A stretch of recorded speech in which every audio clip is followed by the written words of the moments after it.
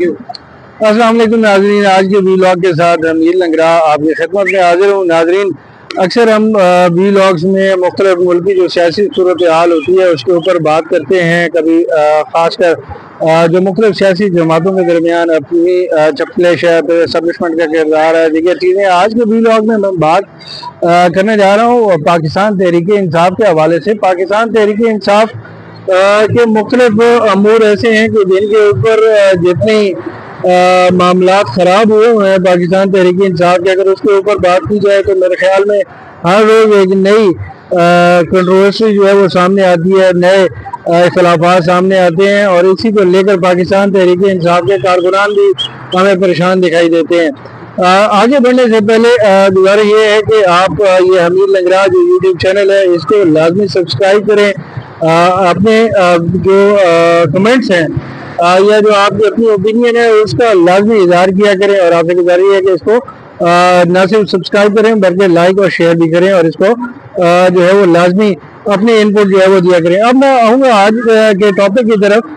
پاکستان تحریک انصاف کے اندر جو ہے وہ شیر افضل مروت نے جو ہے وہ ہلچل مچائی ہوئی ہے، جہاں پہ ایک جانب جو ہے وہ یہ کہا جا رہا ہے کہ شیر افضل مروت جو ہے وہ شاید متبادل کے طور پر تیار کیا جا رہا ہے، یا پرویز خٹک کی طرح ایک نئی پاکستان تحریک انصاف لانچ کرنے کی طرف جا رہے ہیں۔ ایک چیز تو بڑی واضح ہے کہ شیر افضل مروت صاحب ہوں یا پرویز خٹک صاحب ہوں یا کوئی ایکس وائی زی ہو، پاکستان تحریک انصاف کی نئی سیاسی جماعت کا بننا یا کوئی گروپ بننا یہ کوئی انہونی نہیں ہوگی۔ بہت سارے لوگ آتے ہیں اور یہ کوشش کرتے ہیں، اختلافات اپنی جگہ پہ ضرور ہوتے ہیں لیکن ان کو معاملات کو لے کر آگے چلنا جو ہے وہ بڑا مشکل ہوتا ہے۔ عمران خان صاحب جو ہے وہ اگر ان کی کامیابی کی یا ان کی پاپولیرٹی کی صرف ایک وجہ ہے کہ وہ ڈٹے ہوئے ہیں، انہوں نے اپنے نیریٹو سے، اپنے بیانیے سے جو ہے وہ ابھی تک پیچھے نہیں ہٹے اور وہ اس چیز کے اوپر قائم ہے۔ اور اگر آپ عمران خان صاحب کا پورے ٹریک ریکارڈ اٹھا کے دیکھ لیں، بیشک انہوں نے کئی یو ٹرن لیے ہیں، کئی باتوں سے جو ہے وہ ان کے اختلافات کیا جا سکتا ہے، ماضی کے بیانات ان کے مختلف تھے، چاہے وہ جنرل باجوہ کو جتنا دفاع کرتے ہوئے نظر آئے اپنے دور حکومت میں، اس کے بعد جب ان کا اقتدار ختم ہوا، ان کے خلاف تحریک عدم اعتماد کامیاب ہوئی تو وہی خان صاحب تھے جو باجوہ صاحب کو تنقید کا نشانہ بناتے تھے۔ لیکن میں آج بات آپ کے ساتھ شیئر کرنا چاہ رہا ہوں کہ اس وقت پاکستان تحریک انصاف کی پارلیمانی جماعت ہے۔ آج سے کچھ روز پہلے جو ہے وہ پاکستان تحریک انصاف کی سیاسی کمیٹی کا اجلاس ہوتا ہے، اور اس اجلاس سے پہلے جو ہے وہ پاکستان تحریک انصاف کی پارلیمانی کمیٹی کا اجلاس جو ہے پارلیمان میں ہوا تھا۔ ان دو اجلاسوں کے حوالے سے میں بات کرنا چاہ رہا ہوں آپ کے ساتھ کہ عمران خان کا بیانیہ اپنی جگہ پہ اور اس کے ساتھ جو ہے وہ دیگر امور جو ہے وہ اپنی جگہ پہ۔ بڑے افسوس سے یہ کہنا پڑتا ہے کہ پاکستان تحریک انصاف کے اندر صرف 4 سے 5 لوگ ایسے موجود ہیں، پارلیمانی پارٹی کے اندر بھی، سیاسی کمیٹی کے اندر بھی، جو عمران خان کے بیانیے کے ساتھ کھڑے ہوئے نظر آتے ہیں، اور وہ یہ چاہتے بھی ہیں کہ یہ معاملات جو ہے احسن طریقے سے حل کیے جائیں، اور اسٹیبلشمنٹ اور پاکستان تحریک انصاف کے درمیان جو خلید بڑھ چکی ہے اس کو کسی طریقے سے کم کیا جائے۔ ادروائز جتنے لوگ موجود ہیں پارلیمانی پارٹی کے اندر اور سیاسی کمیٹی کے اندر، ان کی خواہش یہ ہے کہ عمران خان اندر رہیں، نظریاتی کارکنان اور نظریاتی رہنما جو ہے وہ سائڈ لائن رہیں اور ان کی دکان جو ہے وہ چمکی رہے۔ پارلیمانی کمیٹی کے اجلاس میں اس دن بھی جب محمود خان چکزئی کو مہمان کے طور پر بلایا گیا تھا تو وہاں پر ہمیں یہ دیکھنے کو ملا کہ جو اطلاعات وہاں سے ہمیں موصول ہوئی، بہت سارے اراکین نے محمود خان چکزئی کی بات سرے سے سنی ہی نہیں۔ سلمان اکرم راجہ جو ہے وہ اس اجلاس میں ایک مہمان کے طور پر شریک ہوئے تھے، اگرچہ ڈپٹی پارلیمانی لیڈر اور انہوں نے وہ اجلاس شیئر کیا تھا۔ بیرسٹر گور جو ہے وہ اس اجلاس میں شریک نہیں ہو سکے تھے، بعد میں آئے تھے اور پھر جلدی چلے بھی گئے تھے، لیکن اس اجلاس کے اندر جو مختلف خاص کر احتجاج کے حوالے سے، پھر پاکستان تحریک انصاف کے گرفتار لوگوں کے حوالے سے جو معلومات پہنچائی جانی تھی، جو حکمت عملی، جو گائیڈ لائن دیے جانی تھی، اس کے اوپر بھی عمل درآمد نہیں ہو سکا، اور اسی وجہ سے وہاں سے ہم نے دیکھا کہ جو محمود خان چکزئی صاحب تھے وہ ناراض ہو کر چلے گئے۔ اس کے بعد پھر خان صاحب کے ساتھ ایک ایمرجنسی میں میٹنگ کی جاتی ہے، اور اس میٹنگ کے ذریعے جو ہے ایک نام اپوزیشن لیڈرز کے لیے قومی اسمبلی اور سینٹ کے لیے نام فلوٹ کروائے جاتے ہیں۔ اس کے حوالے سے پاکستان تحریک انصاف کی سیاسی کمیٹی کا اجلاس ہوا۔ उस सियासी कमेटी इजलास में ये इंकशाफ होता है कि सलमान अकरम राजा साहब ने खसूसी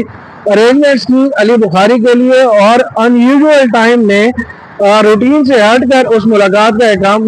जो है वो एहतमाम किया गया और ये 1 घंटे के नोटिस के ऊपर ये मुलाकात करवाई गई और इस मुलाकात में खान साहब से अपोजिशन लीडर्स के नाम मांगे गए। और ये बड़ी ऑनर बात है कि एक जानिब अपोजिशन लीडर्स जो है वो अपनी पिटीशन फाइल करने जा रहे हैं पेशावर हाई कोर्ट में, इस्लामाबाद हाई कोर्ट में कि जो उनको सजाएं हुई है उसको चैलेंज किया जाए और उनके ऊपर स्टे ऑर्डर लिया जाए। और दूसरी जानिब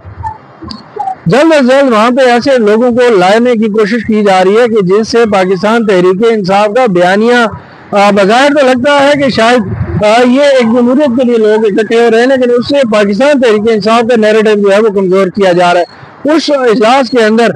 ये भी देखने को मिला कि सलमान अकरम राजा जब अपने आप को डिफेंड नहीं कर पाए, शेख वकास अकरम ने सनाउल्लाह मस्ती खेल ने उनसे पूछा कि आप तो